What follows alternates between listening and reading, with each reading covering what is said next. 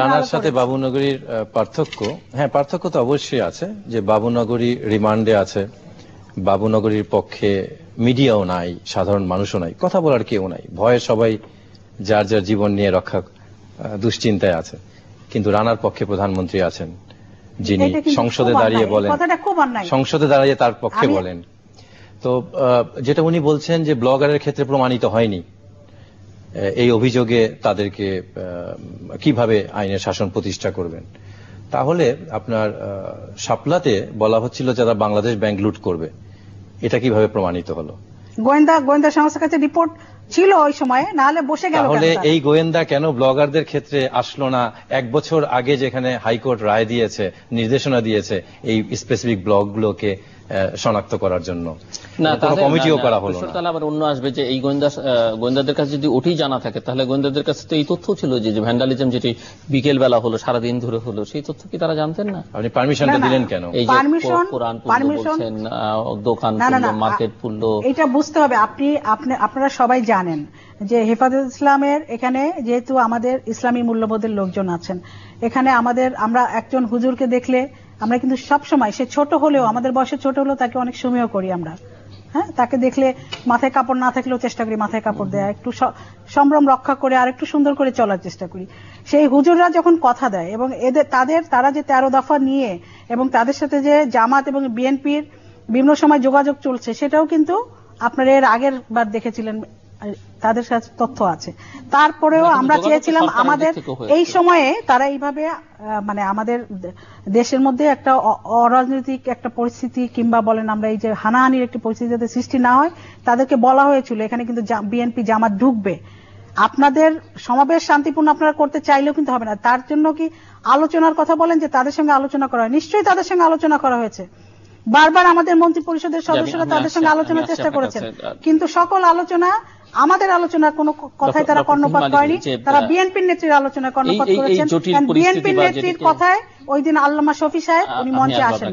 এই যে জটিল পরিস্থিতির কথা আপনি বলছেন, বা মানুষের মধ্যে এক ধরনের, আপনি আপনার ভাষায় যেটি ভয় ভীতি, বা মানুষ চুপ করে আছে, মিডিয়াগুলো চুপ করে আছে, বা কিন্তু এই পরিস্থিতিকে উত্তরণের উপায় কি? মানে সংকট তো একটা সমাধান করতে হবে, একটা স্বাভাবিক গণতান্ত্রিক পরিবেশের মধ্যে বাংলাদেশকে যেতে হবে। দেখুন, একটা জিনিস তো খুবই স্পষ্ট যে আমাদের সরকারের যে পলিসি মেকিং আছে, সেইখানে এর আগে যখন সরকার ক্ষমতায় ছিল আওয়ামী লীগের আগের সময়, তখন মনে আছে কিনা যে চিটাগাংয়ে শিবিরের গুলিতে 8 জন ছাত্রলীগ নেতা মারা গিয়েছিল। তখন কিন্তু আওয়ামী লীগ কোনো অ্যাকশনে হার্ড লাইনে যায়নি, কারণ তখন তোফায়েল আমুদের মতো লোকরা ছিল। আর এখন আওয়ামী লীগে আছে হাইব্রিড নেতারা, কিছু ডেড এক্সপায়ার্ড আমলারা, আর বাকিরা রয়ে গেছে যেটাকে আমরা অনেকে বলে নষ্ট বামরা। তো আওয়ামী লীগ মূল দল থেকে সরে এসে তখন তারা রাজনীতিকে আইন শৃঙ্খলা দিয়ে নিবারণ করার চেষ্টা করছে, এবং যারা স্বরাষ্ট্রমন্ত্রী হয়েছে আপনি দেখছেন যে ওনার পুরো ক্যারিয়ারটাই হচ্ছে যিনি প্রশাসন দিয়ে রাজনীতিকে প্রতিহত করেছেন। এবং এই ধরনের মানুষ তো রাজনীতির যেটা বঙ্গবন্ধু করেছেন, অন্যান্যরা করেছেন, সেই রাজনীতি তো উনি কোনোদিন করেননি, বরঞ্চ কাদের সিদ্দিকীর ভাষায় এর বিরোধে কাজ করেছেন। যে যখন এই জিনিসটা চলে আসে, রাজনীতি যখন ট্রেডিশনাল রাজনীতিবিদের হাত থেকে ফসকে গেছে, তখন এই সমস্যাটা হচ্ছে। অপরদিকে বিএনপির ক্ষেত্রেও তাই, যে তারাও যদি আপনি বলেন যে এখন তাদের দলের মধ্যেও তো দেখেন অনেক বড় সমস্যা, যে তারা কোনো কর্মকাণ্ড করতে পারে না, দলের মধ্যেই অনৈক্য বড় ধরনের। এবং এটা থেকে আমাদের, এবং যেটা সবচেয়ে বড় হুমকি স্বরূপ হচ্ছে যে আমরা যেটা করছি, যে মুসলমানের বিরুদ্ধে মুসলমানকে লাগিয়ে দিয়েছি। এই রক্ত কিন্তু মুসলমানদের রক্ত মুসলমান নিচ্ছে। এবং যে জেহাদের কথা বলছে হচ্ছে আমরা কার বিরুদ্ধে জেহাদ করছি? জেহাদ তো হবে যে আপনি অমুসলিমদের বিরুদ্ধে, এবং যে আমার ধর্মবিশ্বাসকে আঘাত করছে তার বিরুদ্ধে জেহাদ। সমস্যাটা হচ্ছে যে যুদ্ধের সময়, শান্তির সময় না, কিন্তু দুটো, একটা যুদ্ধের সময় আইন আছে ইসলামে, একটা শান্তির সময় আইন আছে।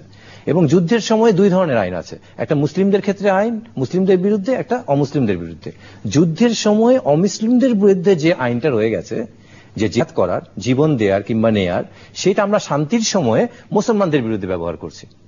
এবং মুসলমানরাও সেম, আমি আইন শৃঙ্খলার নামে, আমার নেত্রীকে খুশি করার নামে, দলকে রক্ষা করার নামে মুসলমানদের উপর গুলি চালাচ্ছি।